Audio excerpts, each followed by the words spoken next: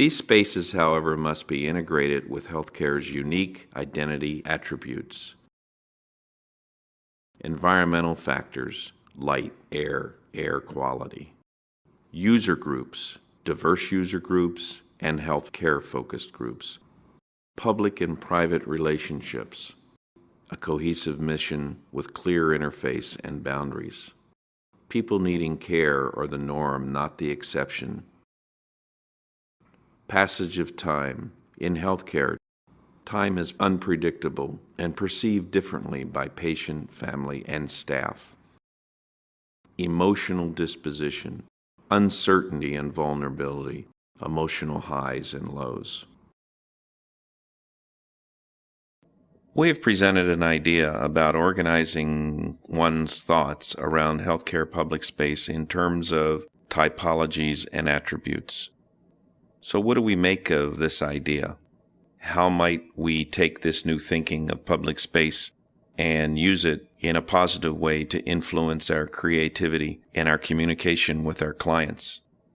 Well, one thought that we have is that we might array the typologies and the attributes in some kind of a grid or matrix and test some of the implications that we have just discussed. Let's say, for example, that the vertical axis displays the icons of the typologies. And let's say that the horizontal axis displays the icons for healthcare's unique identity attributes. Using this grid, a particular type of space could be defined to reflect one or more factors in the horizontal axis. What do we mean by that? As an example, let's take a collector space, represented by the top icon on the vertical axis, and consider it in relationship to the horizontal axis. Should this space be designed to take into account environmental factors? Should it deal with the passage of time, which, as we mentioned earlier, can be agonizingly slow for patients and families awaiting test results, so it's a significant thing to consider? What might we say about the design of the space having done this? What other combinations might be important?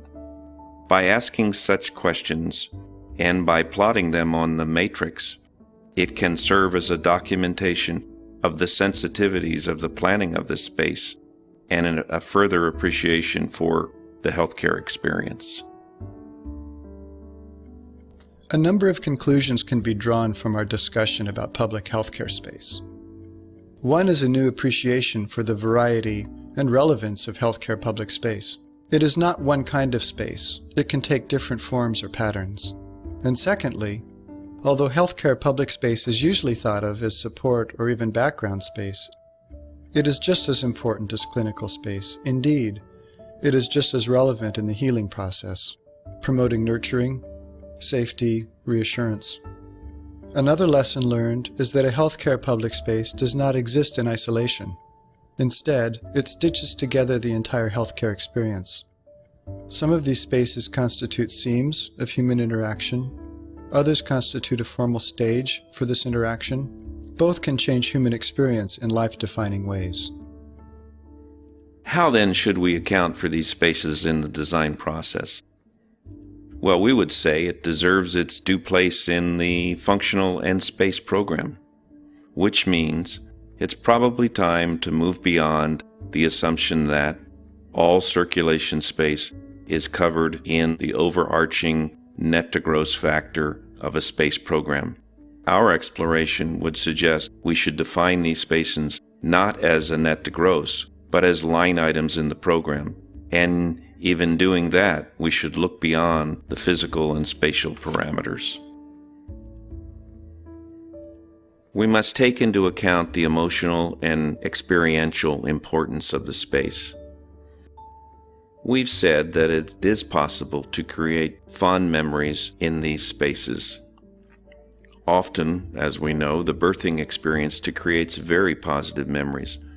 But what about the cancer patient that has a tumor removed and just wants to go home and forget about the hospital experience? How do these spaces affect these patients? How do we create this being some kind of a positive memory?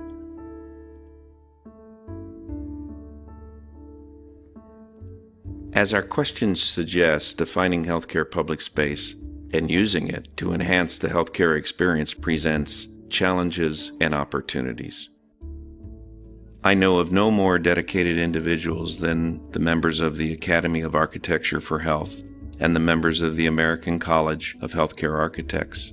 I am really confident that these are the kind of individuals that will eventually meet these wonderful challenges and opportunities. As we do this, I expect our healthcare design teams will become increasingly interdisciplinary. For example, in my own organization, NBBJ, our healthcare practice includes, of course, healthcare architects, but also clinicians and landscape architects, lighting experts, industrial designers, environmental psychologists, and even an anthropologist. You know what? Our projects are better for that diversity and for that talent. We hope this exploration of healthcare public space has been both useful and inspiring to you. Let us all continue to make our healthcare environments places of health and healing. Thank you.